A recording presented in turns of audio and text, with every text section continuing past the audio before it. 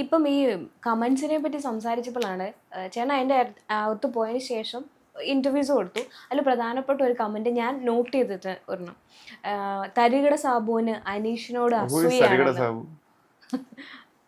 ചേട്ടന്റെ ഷോനെ വെച്ചിട്ടാണ് സംസാരിക്കുന്നത്. പണ്ട് സൂര്യ ടി വിയിൽ ചെയ്തുകൊണ്ടിരുന്ന പ്രോഗ്രാമിനെ വെച്ചിട്ടാണ് സംസാരിക്കുന്നത്.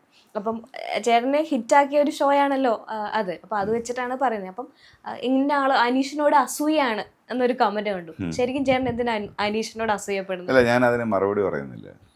മനസ്സിലായി. ഞാൻ ഈ പറഞ്ഞ ഈ ഓൺലൈൻ മങ്കീസിൻ്റെ അടുത്ത് റിപ്ലൈ പറയാം. ഇതേ മേക്ക് എ ട്രെൻഡ്.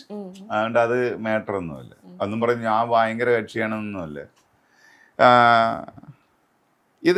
ഇതിനൊരു പേരുണ്ട് ഈ ഗെയിം സ്ട്രാറ്റജിക്ക്. മനസ്സിലായി. ഇത് വിക്ടിം കാർഡ് ഇറക്കുക എന്ന് പറയും.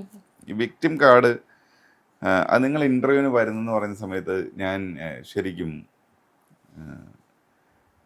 ഞാൻ ഒന്നുകൂടി എൻ്റെ മെമ്മറി ബ്രഷപ്പ് ചെയ്തിട്ട് ഞാൻ എടുത്തു വെച്ചായിരുന്നു.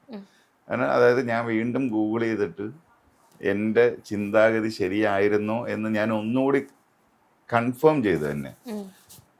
അതിൻ്റെ കുറച്ച് സാധനങ്ങൾ ഞാൻ എടുത്തു വെച്ചിട്ടുണ്ട്. ഞാനത് നിങ്ങളോട് പറഞ്ഞു തരാം.